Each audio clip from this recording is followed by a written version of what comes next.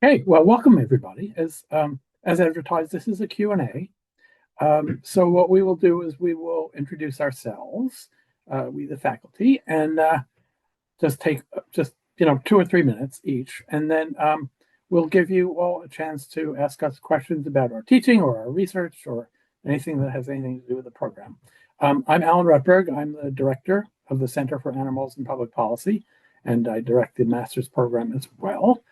Um, my background is I'm a zoologist, actually, from many years ago. My interests were in animal behavior and ecology. I worked on American bison, worked on free roaming horses, and then got involved with the Humane Society of the United States as a wildlife advocate in 1990, I guess. And as well, in addition to working as an advocate, I also started doing research on non-invasive fertility control for free roaming populations of wildlife, mostly white-tailed deer and free roaming horses. And I've been doing that ever since. I've now been at Tufts for about 25 years now. And I do a bunch of teaching in the master's program, which I'll talk about later when I get a chance. So, Megan? Sure. Hi, everyone. My name's Megan Mueller. I am an associate professor of human animal interaction here at the vet school. And I have been teaching in the program for, I think, 13 years now. And my background is in developmental psychology. So I study human animal interaction or human animal relationships, really understanding the role of particularly pets in the home, but also interactions with animals in therapeutic settings on child and adolescent development, as well as on family functioning more broadly. So my research lab right now has a long-term project that's focused on exploring how relationships with dogs can facilitate adaptive coping with anxiety. And I also help to supervise the Tufts Paws for People program, which is our on-campus animal-assisted intervention or therapy animal program, which many of our MAPP students get involved in. There's you can do that through a selective. Let's see what else. I teach in the companion animal module of our core animals in society course. So basically all things related to companion animals and the psychology of the human animal bond. So happy to answer any questions about those topics. And okay, Shauna, you're next to me on Zoom, so I'll kick it to you next. All right, thank you. Hi, everyone. I'm Shauna Dowling Geyer. I also teach in the MAPP program. And my background is I have a master's in clinical psychology, but my framework is really social psychology. Like Megan, I'm interested in the in human-animal relationships, owners and caretakers, people who provide services to companion animals, and companion animal welfare in the community. So a lot of my work has been looking at animals in shelters, particularly dogs in shelters, and how to support them, their behavior and well-being and welfare in shelters, but also how to support pet ownership in the community so that animals don't have to come into the shelter, how to get them out of the shelter faster and support them post-adoption. I'm also interested in how owner and caretaker perceptions of companion animal behavior and their understanding of behavior influences how they interact with their pets, how they the care they provide, the decisions they make, and how that influences companion animal welfare and companion animal behavior. Yeah, I think that's it. All right, India. Hi, everyone. My name is India Napier, and I'm an assistant professor and also clinical veterinarian on this Cummings campus. My role is that of a laboratory veterinarian. For those that are unfamiliar, laboratory animal vets are veterinarians who can be board certified and specialize in taking care of animals used in teaching or research. And I'm very proud to say that I help to take care of the animals that live on our campus. That includes our teaching dogs, teaching horses, our research rodents, and everything in between. I also teach in the MAPP program, specifically laboratory animal module, where I talk to folks about what it means for animals to be taken care of from a regulatory medicine and policy standpoint, and educating folks about how we try to refine, reduce, and replace animals used in research, and how folks like myself are dedicated to being the voice and the police to make sure that they are well taken care of while they're trying to find treatments and cures for humans and other animals. So really excited to meet everyone. I will be here until 12:30, unfortunately. So any questions you have, I advise that maybe you start with any questions you might have for me, and then you'll have the remaining hour with these other fabulous faculty members. Thank you. Thanks, India. Also missing from our group today are Erin King-Pazzoline, who is a clinical veterinarian, large animal vet, who has a particular interest and specialty in animal welfare, especially dairy cow welfare. And Dr. Adam South, who is a Ph.D. biologist who teaches a lot of our statistics. He's actually an ecologist who has a strong interest and background in statistical analysis. So And Jennifer Jackman. Oh, and Jennifer Jackman. I forgot Jennifer. Thank you. Who is actually she's a professor of government at Salem State University. She's a MAPP graduate, and she teaches our policy analysis class, and has been long engaged with the MAPP program since she came here as a student. So why don't we open it up for questions? I think you can probably just unmute yourselves, and we like to see your faces, but mostly we want to hear what you're interested in and how we can tell you about the program and about what we do here.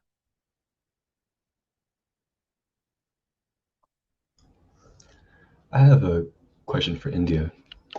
I'll turn on my camera too. 1 second. There we go. Hi, I'm Jordan. Nice to meet you. Question with the animals that I suppose all of you have to take care of on campus too, but specifically India. Is there any opportunities for students of the MAPP program to assist in taking care of the animals, whether that be like day-to-day things or like helping with research for animals on campus? That's a wonderful question, Jordan. So with the MAPP program, there is like a research or applied track. So I think if you maybe were interested in the research track, there may be an opportunity to work with the animals on campus. As an alternative, there are some professors that have funding for summer research projects, and that may involve working with some animals. So that's definitely a possibility. But that mainly, from my perspective, it's usually rodents. So the teaching dogs and teaching horses, that tends to be something we have for our veterinary students, the arrangements for that. And I think with the program as well, with the fact that we have connections to so many organizations that have animals there, like, local shelters or animal organizations like American Society for companion for taking care of animals kind of thing, like the ASPCA. There may be opportunities to work with animals from those other organizations. Any other faculty, if you guys have any other ways in which students can get involved with the animals on campus, I'm happy to hear it, or correct me with anything that I said about the outside organizations. Jordan, are there particular animals that you're interested in working with, either species or subjects? My aim was more towards wildlife animals, so That would be me. fantastic. I saw in your video with the horses and the bison, I believe you did too. I thought it was really interesting, but things related to that would be what I was interested in. Okay, yeah, I mostly work now with deer, though I have a lot of connections with the free roaming horse world, the wild horse world. And I have sent students to DVM students and graduate students to do internships over the summer, and do research in the summer and some of those animals. So yeah, that's possible. We also, for internships, we've had students work at zoos and aquariums um, with a wide variety of animals. So we're pretty well connected there as well. I think we've had MAPP students volunteer at the wildlife clinic here on campus. So I'm not sure current availabilities, but that's certainly something we could check out. It's not wildlife, but they're lab animals. The dogs, I don't know, India, maybe you know if we still can walk them. So the dog walking program is for the veterinary students. So we tend to have the veterinary students interact with them. But bottom line, Jordan, is that if there's something that you want to do working with animals, we work really hard to try to achieve that for you. Well, thank you. I appreciate the answers for that.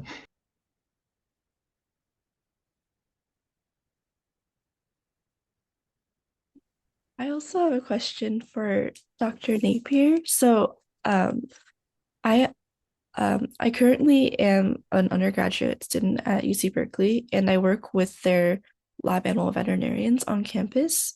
And right now, we're trying to start or revamp our adoption program for some lab animals. That would include like rabbits, guinea pigs, any small like kind of companion animals that are pretty common on campus. I was wondering if you guys have any sort of similar program for your guys' lab animals. That's a great question. So we have this basic backbone of laboratory animal medicine. Maybe you've heard of the term 3 Rs, and I kind of alluded to that earlier when I said replacement, refinement, reduction. So that's something we always try to lead with when involving animals in research. How can we use a computer program to replace them? We don't need 100 mice to do this project. Maybe we only need 12. And then refinement, maybe if you're working for monkeys, example, you can train them or condition them to hand over their arm for blood draws as opposed to more invasive measures. Another 4th R we kind of call is rehoming. So absolutely, we support adoption of animals that are suitable for that. So of course, an animal that has been injected with an infectious agent that may be hurting other animals or humans, absolutely not. We would not release that into the world. But absolutely, from rats, there's actually a popularity of folks wanting to have rats as pets, which is really, really nice. We've also adopted out guinea pigs. One of our technicians has 4 because her daughter wanted 4. Her daughter wants 100, but 4 seems to be reasonable. We've adopted out rabbits, and absolutely we adopt out our teaching dogs. So they are retired teaching dogs that come to us. We have them involved with teaching the students dog physical exam 101 kind of things. And then once the dogs have been here for about the same tenure as a veterinary student, so like 3 to 4 years, we adopt out the dogs. And we have like 100% rate of adopting out all of our dogs, and they absolutely love being with their forever home. So we're really excited that we're able to do that. And also chickens. We have chickens on our campus, and we've been able to adopt them out as well. So we're pretty good at it. And if you were to come to our program, I'd love to hear what UC Berkeley does. Happy to share more about what we do. And we're always looking to improve or increase the number of adopted animals involved in teaching and research globally.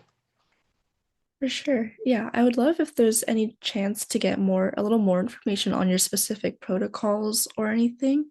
We're just currently trying to start from the bottom up. So if there's any insight, that would be wonderful. Yeah, absolutely. That's something that I can absolutely work with you on. For sure. Thank you so much.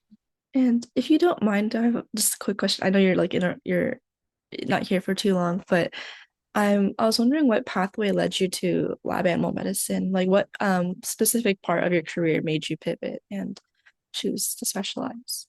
Yeah, I think that's a wonderful question. A little bit of my background. I first was interested in research and thought I was going to be like a bench working like researcher. And I have a master's and PhD in biomedical sciences, working in reproductive endocrinology for my master's project and working with rats and really getting to know them and wonder and looking at how wonderful they are and working with the vets that take care of them.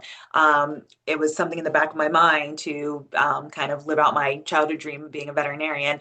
But I moved on to my PhD, which was about trying to develop contraceptive vaccine for free roaming cats. So that's something I think Alan and we should work together and kind of revisit that since you're very good at, very knowledgeable with wildlife and contraceptives, but I digress. So I think working in that area and working with the lab animal vets, I was like, that's a really cool intersection of research and veterinary medicine. So that inspired me to go to vet school after getting my master's and PhD. So I'm a non-traditional route. And I think me working in that field, seeing that there were veterinarians that were trained and dedicated to developing research models, that they understood the laws that try to protect these animals, work to create their own regulations and policies at their school to give extra protection for them. And the fact that they got to work with such a wide variety of animals, they'd be like, all right, I'm working with your rats, and then I have to go work with horses, gotta go see the cows, and it was just like, wow, you guys really have an amazing variety of things that you do. I thought that really attracted me to kind of go more clinical. So I was really grateful that I had that research experience because it opened up that world of laboratory animal medicine to me. So I hope that if you guys were to come here, I would love to teach folks more about that world and other ways you can get involved without having a veterinary degree. There's a whole team that takes care of animals involved in teaching and research, and we need all hands on deck. And so there's so many ways to get involved. So would love to inspire you all to join my lovely field, but of course I'm biased. For sure. And let me Yeah. just add to India's thoughts that we probably by now have a dozen MAPP alumni who are in research administration as IACOC officers or IRB officers or other like really key jobs that help protect animals in research. Thank you so much for that insight.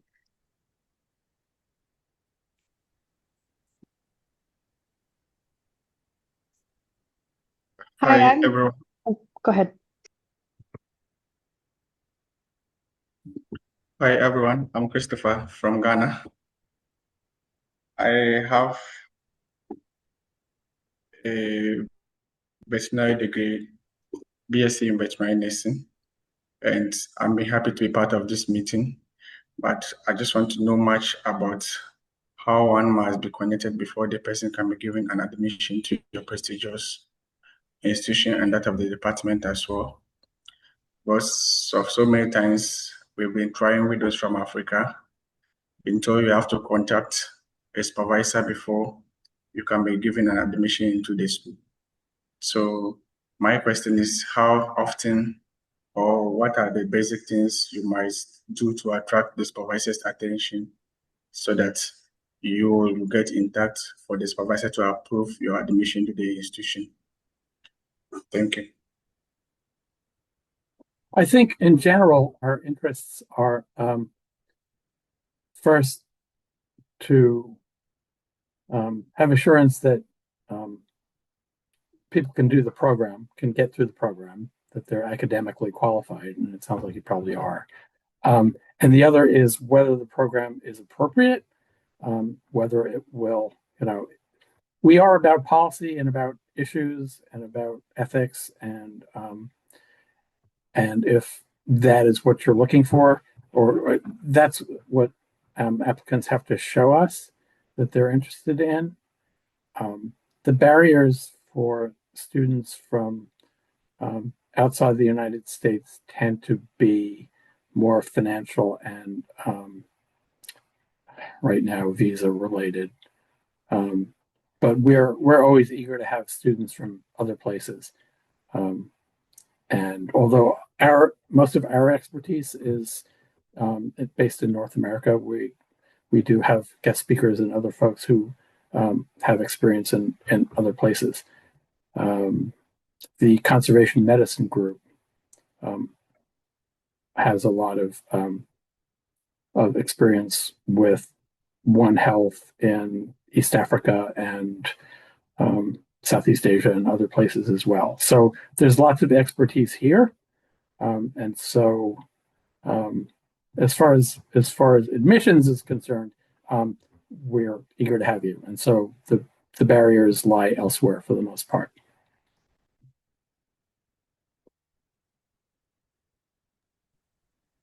Emily, I think you've been wanting to ask a question, so go ahead. Oh, thank you. Yeah. Hi, all. I'm Emily. Thank you so much for holding the session. I actually have a question for you, Dr. Dowling Geyer. So my research experience is in animal behavior, but always in a laboratory setting. I'm just curious about doing research, particularly with shelter dogs, like in this kind of unusual setting, maybe for animal behavior. Logistically, how does that work in terms of doing that research? Are there particular constraints that you're always taking into account? Or I'm just kind of curious logistically how that Yes, works. it's a great question, and I'll summarize it by saying, yeah, it's challenging because it's basically a field setting, but it's a field setting where um, animals are active and moving around, and people are active and moving around, and the organization itself in a shelter, their job is to care for the animals, but also highlight them as for adoption. And so working with people to get to know the animals and make some decisions about best fits and all that. So it's very challenging. Many times I have a planned sample size and it's always smaller at the end because I will never hold an animal. I'll never ask an animal to be held in the shelter. If they have an opportunity to go home sooner, then they should go. So usually attrition due to adoption is not a good thing for my study, but a good thing for the animal. Yeah, it's challenging. So it's working with a very busy, under-resourced environment and making sure everybody's understands the study and the purpose of the study and buys into that and sees their part and how they support it. I think that's the biggest thing is making sure that the shelter staff and volunteers really get it and know they're a part of it and their contribution matters. But things happen. Somebody grabs a dog and takes a dog for a walk, and it turned out it was in the middle of your trial. So, yeah, it could be challenging. Yeah, that makes sense. Thank you. Do you have kind of collaborations with particular shelters in the area, or how does that work? Yes, I used to work at Animal Rescue League of Boston, the center. The Collaborative for Shelter Dogs is a research and education uh, initiative that I lead, and that used to be at the Animal Rescue League of Boston as the Center for Shelter Dogs. So I have very good relationships, and the MAPP program has very good relationships with a number of sheltering organizations in New England, in the Northeast, but also across the country. We have a lot of alumni in places and former faculty and many connections and good relationships. So yeah, we definitely stay connected with the sheltering community. Got it. Thank you so much. Appreciate it. Sure.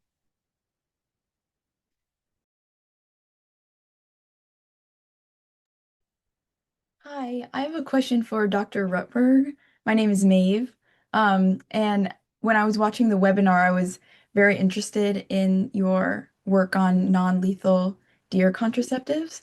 And so I was just curious, since there's not currently a widespread application of PZP, have you conducted any research on which states or regions in the country would be more likely to implement non-lethal deer population control?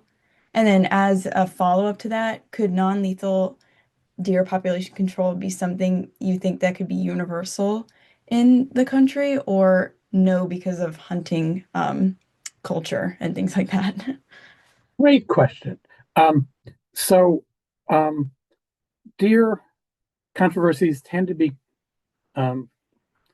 geographically focused in the Northeast and along the Atlantic coast, but there are other places, around suburbs in Minnesota and Chicago and Texas and Iowa and other places around the country. We had always envisioned this as a tool that's really targeted at suburban deer problems.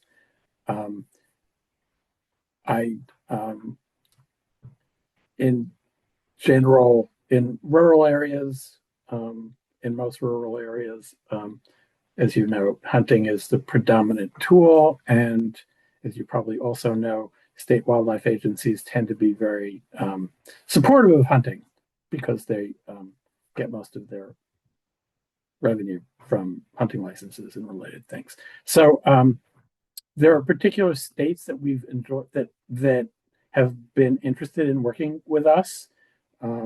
Maryland, New York. We've done most of our work in Maryland and New York, actually, but also South Carolina and some other places. There are places that, at least when I was exploring new field sites, were absolute no's. And so whether that would still be true now, I don't know. There's sort of two levels of issues with state wildlife agencies. One is the preference for hunters, but the other is state wildlife agencies don't really seem to be super interested in human wildlife conflict as a thing. They mostly came in because they were conservationists, and they view conservation as something that happens in the woods, and they're appropriately concerned with biodiversity and impacts of wildlife populations on vegetation and other wildlife populations, and they seem to view, and I actually got the guy at Mass Wildlife to tell me this, that this is an inconvenience for them.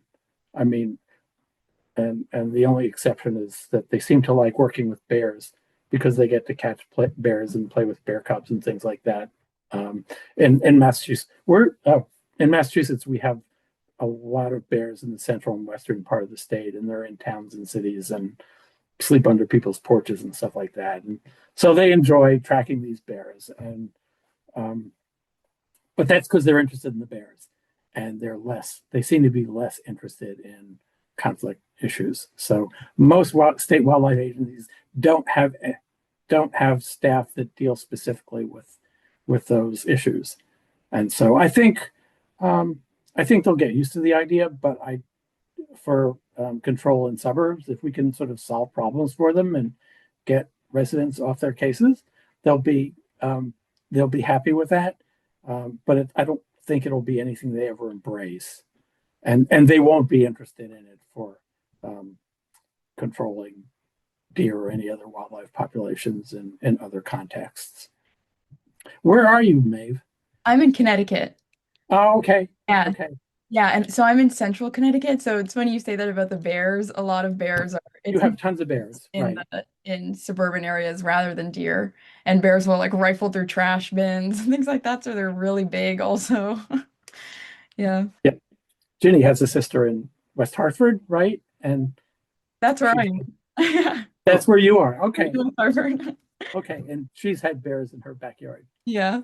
And a neighbor who feeds the birds still, so it keeps up the visits. Oh yeah. Yeah. They love our trash cans. So we got trash bin like straps so they can't go through our trashes anymore. Right. Yeah, and where I live, which is a little bit east of the campus here, inside Interstate 495, which seems to be a barrier, they've been threatening us with bears for years and years and years, but so far they haven't made it. But every time I put the trash out at night, I think, if there were bears here, I couldn't do this. I'd have to do this in the morning. So, yeah, I know. I think bears are really interesting too. Yeah. There's been a sign of a bear on campus, right? With Chris Whittier's camera. Has he seen bears? I did see one. Oh, okay. Okay. And, so they're nearby. Yeah. But they're just less aggressive, more elusive so far. And PZP does work on bears quite well. Oh. But they're not really. It would be hard to administer them to them because they're so scattered most of the time. But maybe we have enough suburban bears to get people interested. Thank you so much. So I'm gonna head out. Thank you so much for your wonderful questions. Thank you to the faculty team for having me. If you have any questions for me, I'm gonna type right now my email in the chat. And yes, you are right. What you're seeing is that I have been lucky enough to have India at tufts.edu. As soon as there's someone richer or more famous than I am and name India, that'll probably go away. But until then, let me know if you have any questions. And we hope you join our program. And if I don't hear from anyone, happy holidays. Bye. Thanks for joining us, India.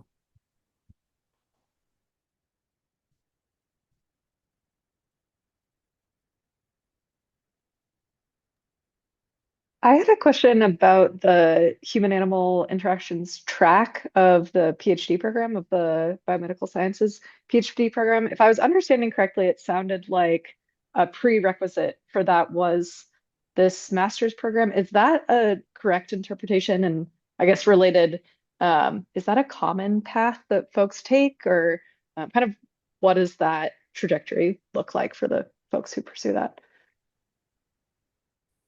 Shall I? Yeah, go ahead. It is not formally a requirement. And there's a lot of thinking going on with respect to how to structure the graduate programs right now. We would certainly like people to have a strong background in human animal interactions and potentially policy, because that's what we do. Doing the MAPP program would be a good way to do it. Let's see, 2 out of our 3 students, PhD students who have been or are in the program are MAPP grads, but we also have one who's not. So it's not an absolute requirement. Got it. Thank you.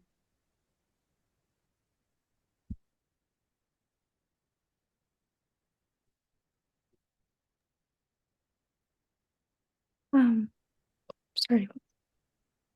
I have a general question for any of the faculty.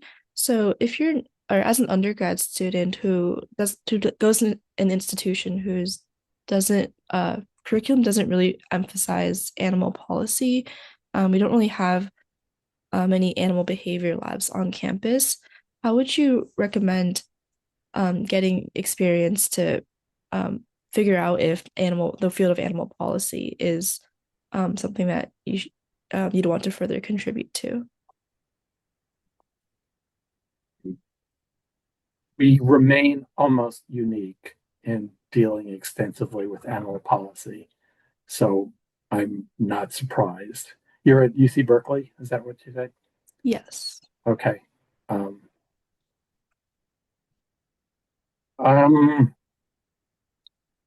I think look at our website, look at our publications, find out what we're doing, see if that interests you. Yeah, you can't go anywhere else for animal policy. We kind of wish it weren't that way. There are a lot of animal studies programs and animal law programs and animal welfare programs. But as far as policy, we're still the only ones. So yeah, or talk to us. Also, we're happy to chat more about what we do. Another thing is to look on the Center for Animal and Public Policies page on LinkedIn and on Facebook and Instagram or socials. Ginny does an awesome job highlighting the MAPP alums and where they're working and what they're doing. And sometimes they show up in the Cummings School of Veterinary Medicine, where we're located, shows up in there. Information and materials and socials as well, because we're very interdisciplinary, so there is no major that feeds into the program, the master's program. So our students come from all over, all different majors and backgrounds. It's a really great mix of experiences and skills and backgrounds, and but that sometimes can make it a little hard to figure out if you can track that way. So I think a really good thing to do to help as you explore this idea is to look and see where are our alumni going and what are they doing, and does any of that sound cool and interesting? Thank you. I just want to add that I'm happy to connect you with faculty or alumni who have, a similar interest as you. And then you can talk more in detail about that similar interest and opportunities. Oh, yes, We're that's a going to good be one. doing a student panel in January. Is that right? So Yeah. And we'll have an that would be alumni one too, right. in March, date TBD. Yeah, just as a follow-up to all those questions. So, for your guys' I'm sure you guys have had students that upon completing the program go on to vet school. How would you say that these students end up utilizing their degree into their veterinary careers? I guess I'm thinking about some individuals who we've got one student who works for the animal welfare office for AVMA. We have another graduate who does clinical work, but also works for the Massachusetts VMA and their advocacy group.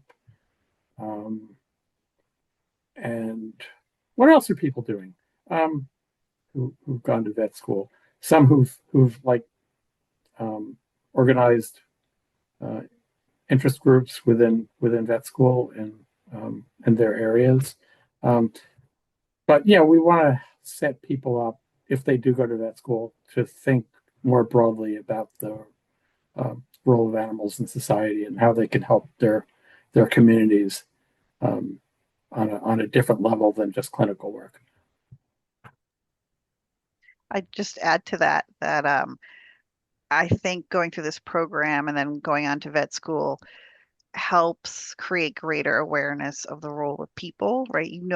Pet owners, they're your clients, they're bringing your patients in, you're getting information from the owners and caretakers, but like Alan said, thinking more broadly at the role of animals in society. Well, that's within human societies and how to understand people's values and views and preferences and how to influence um, kind of small as well as large policies or regulations or practices that improve the welfare and well-being of animals and the welfare and well-being of people.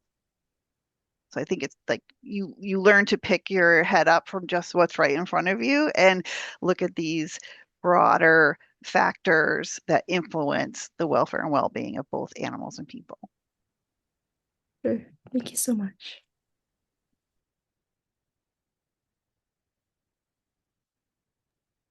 I always forget that Dr. McCobb is an alum, and so and she is now holds a chair at UC Davis in community medicine, running their community medicine program, community vet med program. So she's probably our highest achieving vet in that area. So she was on the faculty here for a number of years as well.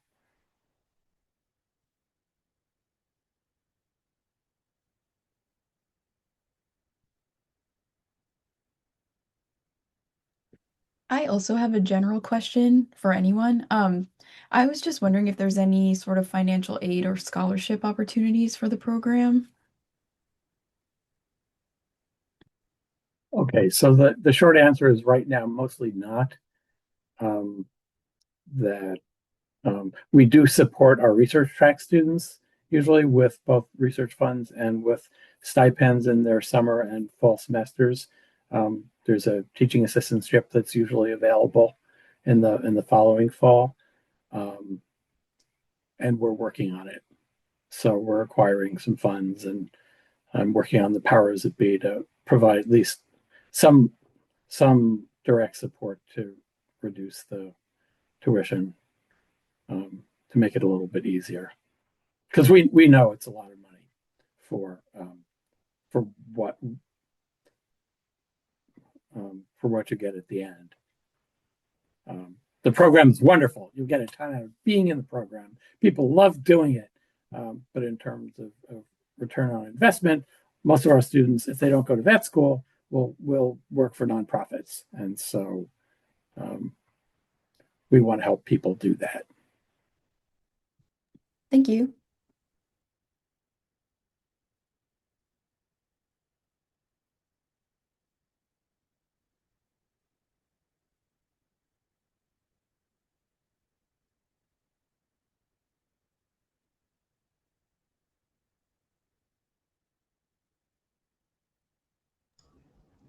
I have somewhat of a different form of a general question.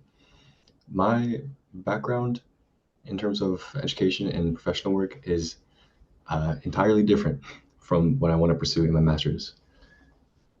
How, I guess generally speaking, how difficult would you say it would be for someone who doesn't actually have that much experience and like a good resume for things like this to get into this program? What is your background in? Computer engineering. Okay. We've had a couple students who are in that field. One of the things that makes the program so enjoyable, both for students and for teachers, is that our students come from wide-ranging backgrounds. We had a student last year who left a career in finance, had a long career in finance and corporate strategy, did our program because he wanted to work with animals, and ended up working for the Animal Rescue League Boston in that sort of capacity. So people bring lots of different skills and lots of different backgrounds. We have finance majors, we have animal science majors, we have psychology majors, we have English majors, people with art backgrounds, all kinds of things. And so often if you have a specific skill set, you can use that in the animal protection world writ large. It's always really nice when you're looking for like a finance guy or a tech guy who also knows something about animals and animal policy. So there aren't many people like that. And so I think it's, I don't know if you would want to, stick with what you're doing, whether you'd want to do something completely different, but it's pretty common. And really the program was conceived in the 1990s when it was first thought about and put together as a program for potential career changers or people who wanted to shift what they were doing, and to just train people in knowing what they need to know and acquiring some new skill sets that would make them effective in sort of the animal community broadly. So it's doable. There's a 1-year biology requirement, but that's it. Yeah, don't think that because you hold what seems like a very different major. Well, it is, but that's any kind of detriment. We welcome that kind of diversity. It's a real strength of the program, and people come from all different backgrounds and majors and all that. Well, Yeah, I'm just to glad to add hear to that. that, I think, one of the most important things in your application is to use the personal statement to articulate why this program is the next career step for you. Because we do have a lot of career changers, which is great. We love that. But just to make sure that you understand the program enough to be able to articulate why the program is the right fit for you. I'm also thinking, I forget sometimes that our website doesn't have our alumni on the website anymore, but I have a bunch of profiles that show their background and what they're doing, after the degree. which I can send out with the recording of today for you. And if you Appreciate see it. anyone you want to talk to on that list, I'm happy to connect you. Let me see. Cool. I just saw it in the chat. Thank you for that. I appreciate that. I think that answers it. Thank you so much.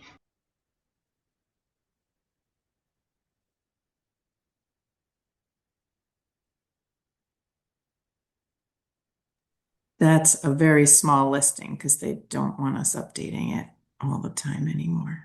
Don't be grumpy about it. What? Yeah, Do no, I- we are super proud of our alumni. We just have alumni doing amazing things, and we just would like to make that better known to people. We'll get there.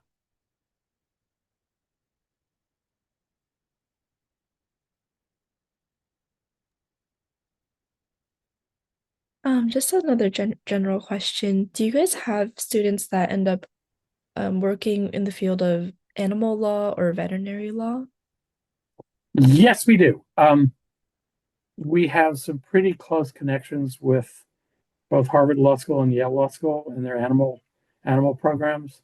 The Harvard Law School Animal Law and Policy program was essentially run by two MAPP alums for a number of years. We do teach an animal law class that is taught by one of them, who's now at Yale, and Linder, as well as another graduate of that program, of the Harvard program, Elizabeth Malampy. Yes, we have students who have gone into law school, not a lot, but typically maybe one a year or every other year who ends up going off to law school. But yeah, we are super well connected in that field. Is that an interesting field for you? Yeah, I've actually been looking into DVM and certificates in law, like dual degree programs. I think UPenn has one. It's really interesting to me. However, I have no clue where people start with that, what type of work people are doing with.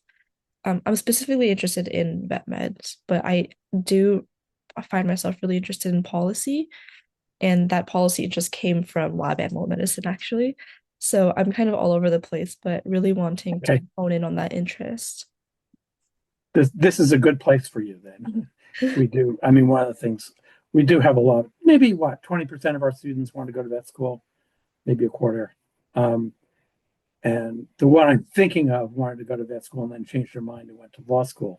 But the MAPP program would give you a chance to be exposed to both law and policy, as well as immerse you in a vet school atmosphere. So it is a unique opportunity for you.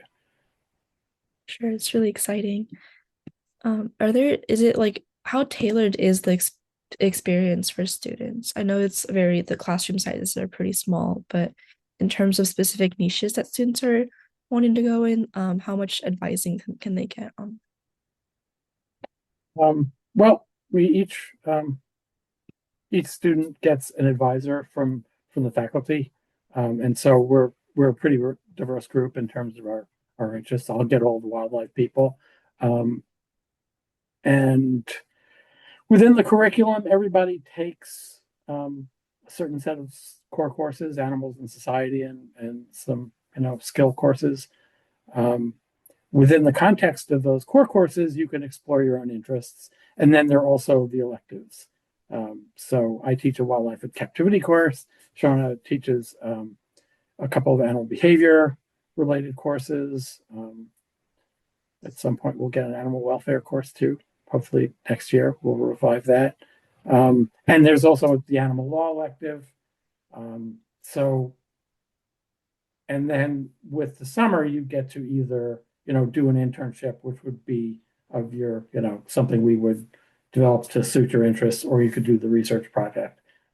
Again, which is it's better when you have expertise here to help guide you in these things, but there's a fair bit of flexibility in that. So it's a mix. We want everyone to come up with certain skill sets. Everyone should know how to do research up to a point and do statistics and evaluate professional literature. And I have a communications class which is a policy communications class, which is basically an advocacy class.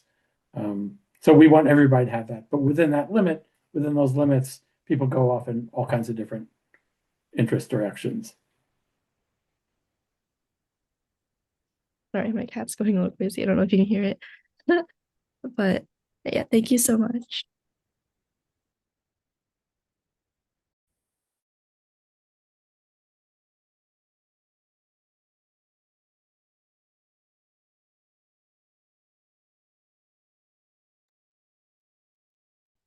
Are there any more questions? We're moving towards 1 o'clock here.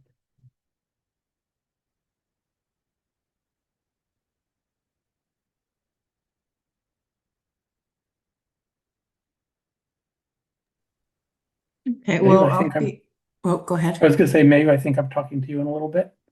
Okay, good. Yeah. And I'm going to be following up with the recording of today and the alumni profile list I have. So, and any questions you think of later, feel free to reach out and I'll connect you with whoever. If, anyway, obviously we're all happy to help in any way we can. India gave you her direct as well. Yeah. Typically our emails are very easy to find. Mine is alan.rutberg@tufts.edu, and everybody sort of, except for India, everyone follows that format. I didn't realize she had her own. I know, she's like a VIP. Yeah. Yeah, she's also a Cummings School graduate, a Ph.D. I mean, a DVM graduate.